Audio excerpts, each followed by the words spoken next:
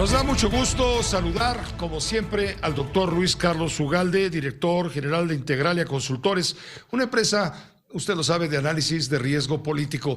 Y especialmente hoy nos da mucho gusto porque con él queremos continuar un poco la plática o la entrevista que tuvimos hace un momento con Gibran, eh, acerca de los riesgos que hay para este gobierno, etcétera, etcétera.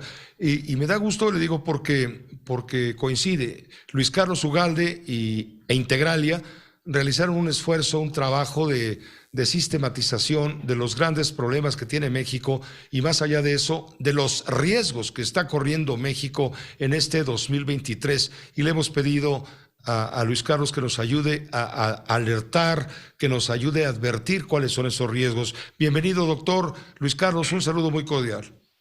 Hola, Pepe, muy buenas noches. Pues sí, efectivamente, la semana pasada publicamos un reporte de los 10 riesgos políticos principales que enfrenta el país. Es un esfuerzo que hacemos cada año para nuestros clientes, que mayormente son empresas e inversionistas, y que están preocupados por el clima de negocios, por los riesgos para generar empleo, entre otros. Y esto también hay una versión pública que invito a que la gente la consulte en nuestra página de Integralia, pero te podría decir que los principales 10 riesgos del país tienen que ver con temas políticos principalmente, y el primer riesgo que nosotros vemos, Pepe, es el tema nuevamente político electoral. El tema del INE sigue estando hasta arriba de nuestra lista de problemas, y lo es porque este año, además de los ataques del presidente al Instituto Nacional Electoral, se combina con la obligación del INE de implementar una reforma electoral que se aprobó a fines del año pasado. Y durante los próximos 4 o 5 meses se van a presentar dos problemas. Uno es la carga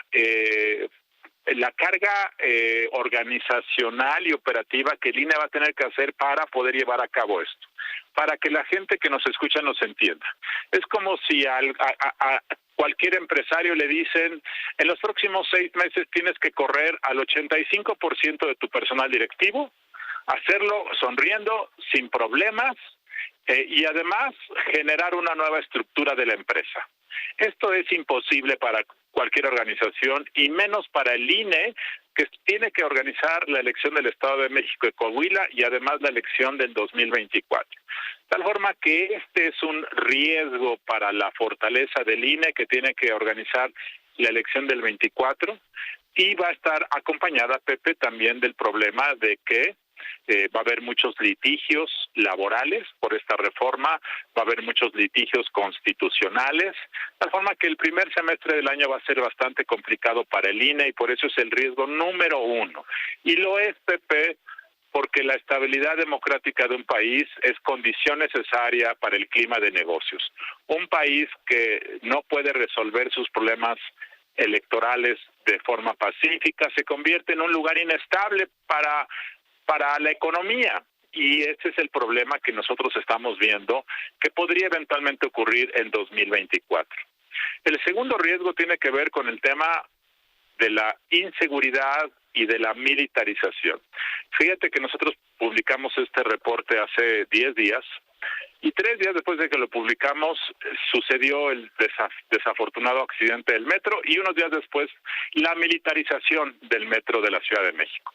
Nosotros en este reporte decimos que un grave riesgo de este año será la expansión de la militarización en el país, y lo es no porque las Fuerzas Armadas sean desconfiables, sino porque cada nueva labor que se le da a las Fuerzas Armadas es un incentivo perverso para que los civiles, los gobiernos, los políticos y los partidos hagan bien su trabajo.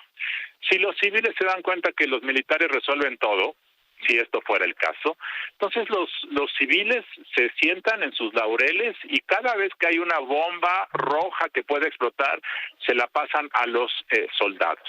Y esto me parece que es muy grave, porque cada vez más los militares expanden sus funciones. Y esto viene de la mano del otro tema, que es el tema de la inseguridad. Nosotros en este reporte decimos que el problema de la inseguridad se va a acrecentar, y curiosamente en las primeras 3 semanas de 2023 ocurrieron varios eventos muy graves en materia de inseguridad. Y además decimos que las elecciones de 2023 y 2024 van a ser una oportunidad para que el crimen organizado expanda sus redes de vinculaciones políticas, de penetración regional, de cooptación de gobiernos.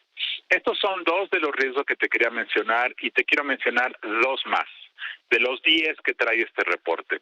Uno tiene que ver con el tema de la corrupción, Pepe. Este gobierno de López Obrador prometió que combatiría este problema histórico del país.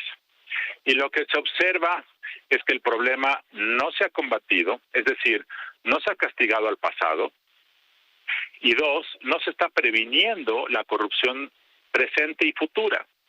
El gobierno no ha hecho ninguna ingeniería de prevención, el gobierno ha aumentado sus adjudicaciones directas de contratos de gobierno, el gobierno carece de mecanismos de planeación y de evaluación, y esto en un año como 2023, que es el año previo a la transición de gobierno, el año previo al llamado Año de Hidalgo, es muy peligroso y nosotros estimamos que este problema de corrupción desafortunadamente permanece y se está expandiendo gradualmente. Bueno, ahí tienes el caso de Segalmex, ¿no? El escándalo de Segalmex que no acaba todavía de salir plenamente a la luz, pero esconde el manejo, el desvío de 12,000 millones de pesos. Cuando nos escandalizamos por la estafa maestra, en donde se hablaba de una danza de 5 a 6 mil millones de pesos cometida por el régimen pasado, pues ahora el de Segalmex casi lo duplica. Es un tema también bochornoso. Creo que hay muchos temas que comentar con la audiencia, Luis Carlos, sobre estos riesgos. Te pido, por favor, que veamos otros riesgos para México en el 2023 y 2024, pero lo hagamos en una próxima colaboración. Con todo gusto, Pepe. Muy buenas noches.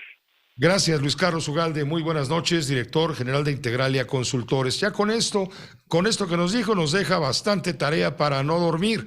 Ya luego otras píldoras de preocupación a cargo del propio doctor Luis Carlos Ugalde.